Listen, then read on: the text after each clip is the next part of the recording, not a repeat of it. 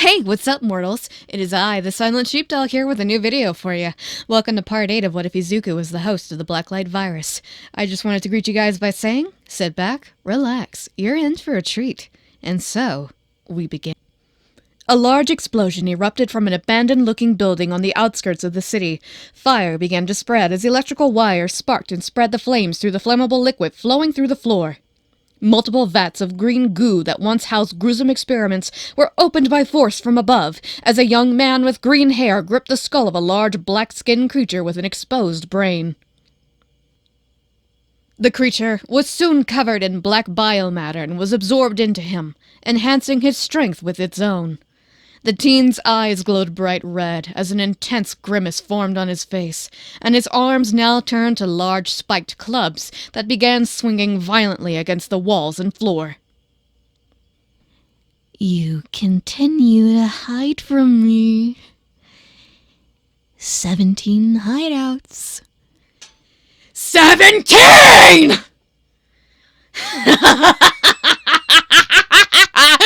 Show yourself, old man! Screamed the teen as he continued to wreak havoc on the factory, until he saw the flashing lights of fire trucks and police sirens approaching. In a matter of seconds, the boy had ventured through another warp gate as the facility erupted upon his exit. The unstable chemicals within had been sparked by the flames which ignited a mighty explosion. Luckily, the civil servants were still within their vehicles when the facility came down, as the debris was protected from the oncoming shrapnel. Following the shockwave, firemen quickly readied themselves to put out the flames while several more police cars began entering the scene. The black smog from the burning chemicals lifted into the sky, as its thick haze overshadowed the light of the shining celestial body that illuminated the night. Far off, in a secluded trading facility in the mountains of Japan, Shoto Todoroki stood beneath a cascading waterfall that was being pushed back by an upward stream of ice. While frost began to build up on his flesh, a massive burst of flames roared from his left, causing an endless wave of vapor to surround the falls. That's it, young Todoroki! Keep the flames going! It'll regulate your body as you push back the water! Cheered on the imposing symbol of peace, with a massive smile on his face, the words of encouragement seemed to re-energize the boy. In a flash, the ice grew to an immense size that took over the waterfall, while his flames ignited and grew twice in size at the same time.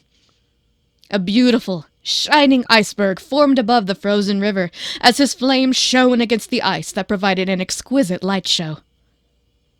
Just a short distance away was Katsuki Bakugo, crouching beneath the boiling hot waters of a hot spring, when his cheeks began to glow a bright red. The boy emerged from the spring and ignited the ridiculous amount of sweat that was generated from his opened pores, creating a dazzling explosion. Pitiful! Do you think this is a game? Again! Commanded the well-dressed Sir Night-Eye, who quickly adjusted his glasses and shot daggers at the ashen blonde. It had taken every inch of restraint from the explosive teen to avoid arguing with his current instructor, as their mission was one that required their all. Jumping back into the steaming water, the teen submerged his entire body beneath the current before once again triggering an explosion that dwarfed the previous one. These training regimens continued for several hours, until night had fallen. The two possible inheritors sat by a campfire, its dazzling flames illuminating the dark. Bakugo and Todoroki held somber expressions as they roasted their marshmallows in the campfire, one of the small comforts they could be afforded at this time of crisis. So, have you been able to make any progress? Asked the bichromatic teen as he watched the white flesh of his meal begin to char, his eyes never meeting with that of the blonde's. Silence followed the question as their intense training sessions were quickly showing the fruits of their labor, but still weighed a heavy toll on their bodies. Shoto sighed as he took a bite from the almost bubbling marshmallow, as he looked up at the stars that were clearly visible in the countryside sky. From here, it's as if the virus never existed. I hope... Hope nothing! We're gonna end this one icy hot. Doesn't matter which one of us does it. We're gonna win. Bakugo interjected, confidently stating his resolve, his eyes set on the shining stars above.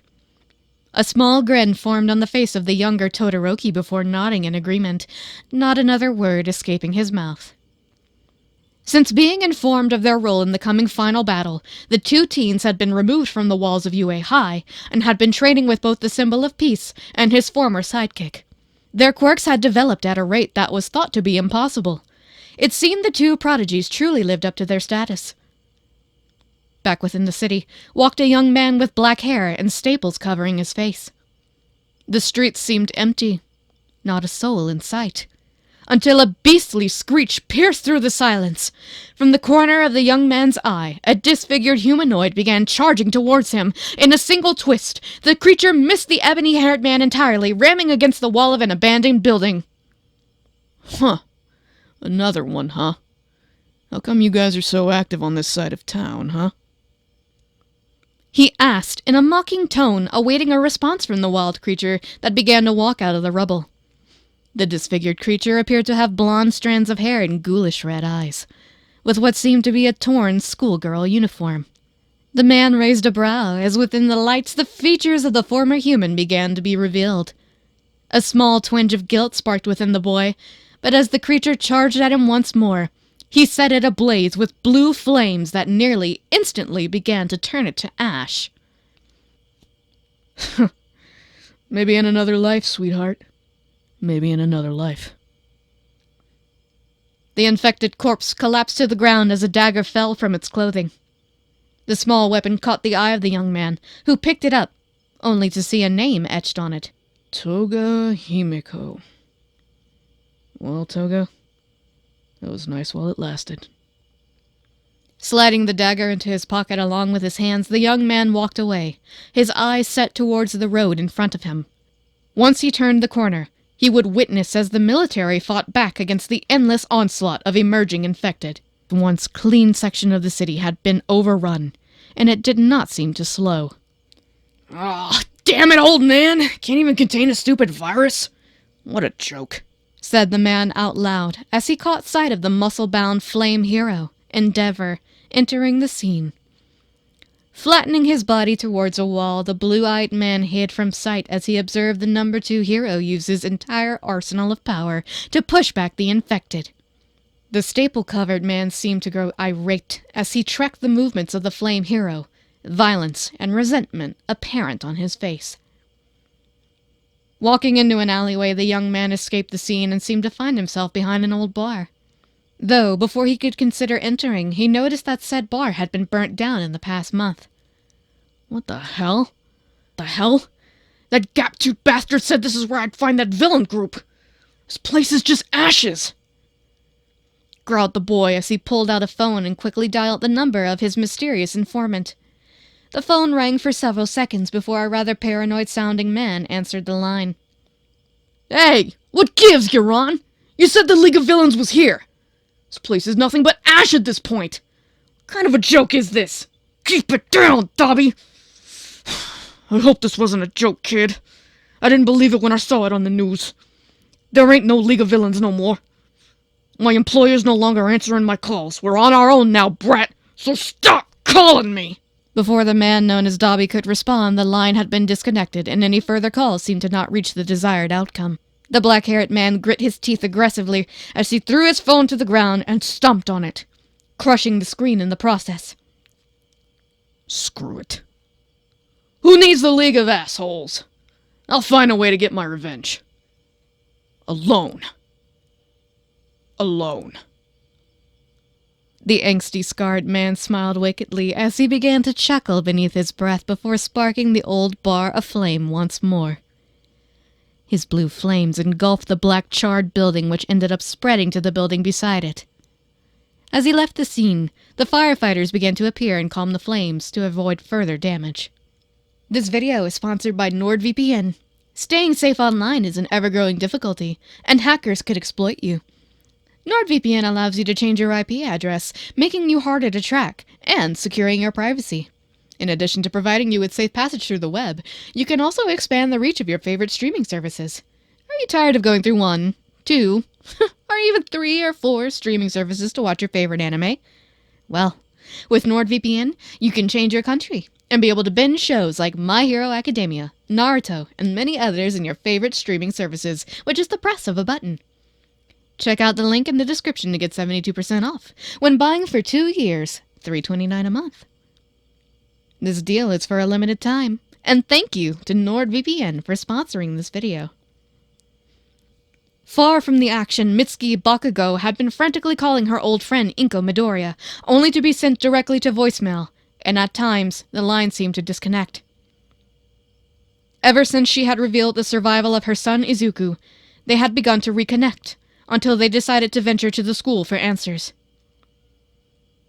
The weeks that followed were filled with worry and silence, desiring to respect the space of the Midoriya family, but knowing that neither her son nor her friend had answers caused her great discomfort.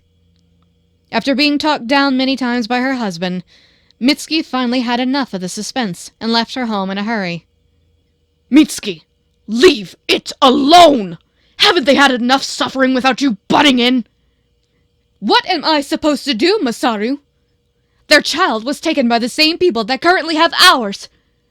What if that was Katsuki? What would you have me do?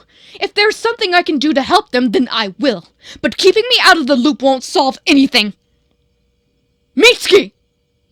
Shouted the normally calmed Masaru Bakugo. For once, the two were shouting at each other in a two-way exchange. Their neighbors began looking through their windows at the commotion happening on the front lawn of the Bakugo family, which seemed to just embarrass the patriarch. Storming off with her bag in tow, Mitsuki ignored her husband as she ventured toward the Midoriya household. Arriving shortly after, the ashen-haired woman seemed to be out of breath as she reached her destination. Taking a moment to compose herself, the loud-mouthed blonde knocked on the door, only to hear a strange echo from inside. Seconds turned to minutes, and no one responded. Out of pure curiosity, she reached for the door handle, only to realize that the door was unlocked. Gulping audibly, the woman turned the knob and carefully opened the door, which creaked to life as it swung into the home. Inko, it's me, Mitsuki. The door was open. Her statement turned into a question. For when the door opened, it showed an empty home.